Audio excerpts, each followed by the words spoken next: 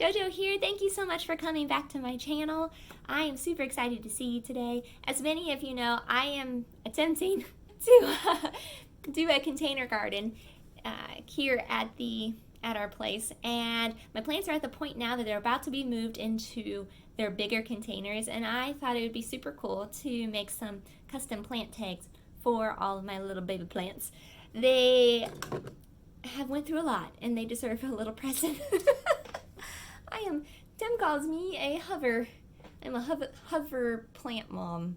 Looking around, there was all kinds of different ways to make plant tags, and people had different suggestions, and I really liked the examples that I saw where they used soda cans, and so that's the direction I'm going to go.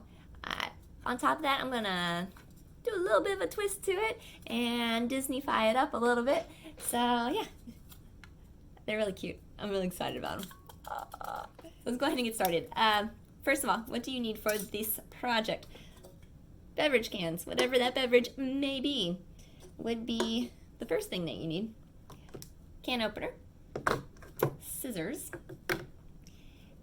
a hammer. Doesn't have to be the super cute hammer. It could be any old hammer, but look how cute the hammer is. Woo! Super cute hammer. A ballpoint pen, and that's like the absolute that you need. Now, the other things are optional. A hole punch, needle nose pliers, and wire. These three things would be needed if you are going to hang your tags and you don't have something to hang them from. Then also optional, but definitely suggested, letter punches, which would go back to where the hammer comes into play. First things first is we need to get our cans ready. Now, before we begin, if you are a kiddo wanting to do this project, or if you are accident prone, you might want to get some help in doing these, because I don't want anybody to get cut or anything. So be careful, be careful, be careful. Also, if you feel you need to, wear some gloves. I went ahead and put down some newspaper just to protect my surface a little bit. And the first thing you need to do is grab the tab and go. Right. Once you have that off, you're going to grab your can opener. Now, on the can opener, what you're going to need to do is you want to make sure the cutting part is facing the inside of this lid here. You want the cutting part in the inside. And you want to turn your can opener in the direction where the soda can is going counterclockwise to you. So for me, that ends up being turning away. And it's going to keep turning till it falls to the bottom. Oh! I thought they were dry. This is just water. Alright, once you have your can lid off, you want to take your scissors, and like I said, you can use any scissors, but you probably want to use a pair of maybe older scissors or special metal cutting scissors if you have such things, because it might dull your bread. Alright, either way, go ahead and you want to cut down the edge here, and the first cut will be a little hard because this is reinforced at the edge. But once you get that initial, there you go, cut all the way down and just come to where this it starts to turn around, and then cut along the bottom. Once you get the bottom, cut along the top, and make sure that you cut after the curve. So you want to cut like here-ish. Once you cut your soda pop can, it curls up, and we need to uncurl it. All you need to do is find a flat, like a cornered edge somewhere, and pretend that it's like a toothpaste bottle, and slide it along against the edge the opposite way of how it's curling. And if you do it too hard, it'll start curling up. Like before it was going woo woo woo, now it's going woo woo woo. So if that happens, no big deal. Just lightly go back the other way. All right. Once you have your piece flat, now you need to go grab the pattern, which I probably should have told you at the beginning that you needed for the thing. Yeah. And there's a couple different shapes. There's Mickey heads and Mickey hands. And there's Mickey heads and Mickey hands that are sort of just solid shapes, and then there's versions that come down a little bit. Depending on how you want to place your marker is which one you want to cut out. If you want to hang it, then go ahead and grab one with just the shape. If you want to just stick the whole thing in into the pot, then get the one with a little bit afterwards, because that's the part that'll go into the dirt. So go ahead and grab your shape and line it up on your piece here, and then grab your ballpoint pen But just go ahead and trace it along. And then once you have it traced, go ahead and cut it out with your scissors. Ta-da! Once you have your shapey, you might have a little bit of pen marks, no big deal. You can take some rubbing alcohol if you want and take that off of there, which I'll do later. Oh wait, I got some right here. Oh, hold on. Right. Now the next thing, if you're going to do this one, just a shape and not the one that's going to be like stuck into the pot, but one that you want to hang, go ahead and figure out how you want to hang it. Do you want to hang it by your, in this case, by its fingers? Do you want to hang it to the side? Do you want to hang it this way? When you figure out where you're going to hang it, go grab your hole punch and just,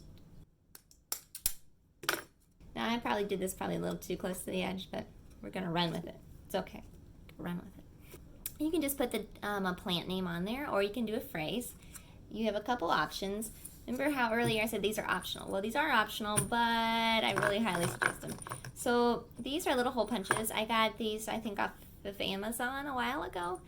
Most craft stores have them. They come in all kinds of different fonts, different varieties, sizes even, and they're really fun to play with. For a project where you're using aluminum, they're really awesome because you don't have to hammer them really hard. People tend to use these for like spoon presses, which involves a lot of hammering. But this is just like a tappy tap and you're good. A tappy tap and you're good. So I have dill already, so let's do sage because I'm trying to be nice to my neighbors. I like to put something down just to sort of deaden the sound. In this case, there's only 4 letters, so I'm going to sort of spread it out. They're very tiny, the ones I have, but I think they're cute, so I'm going with them. Just figure out where you're going to put them, and then stamp in your thing.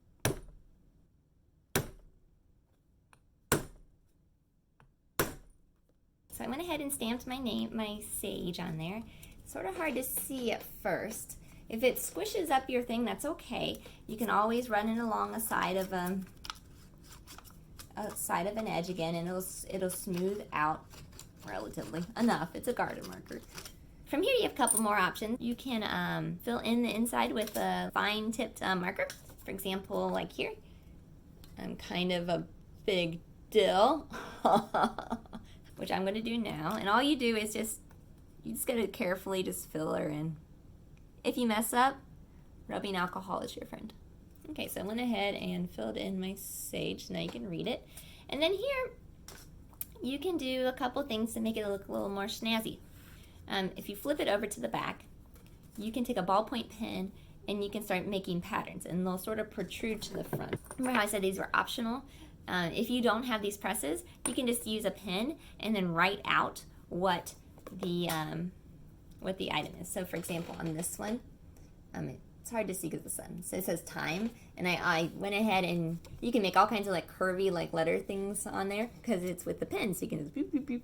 And then I went ahead and tapped with the pen some nice little grommets there. I'm going to finish that all the way around.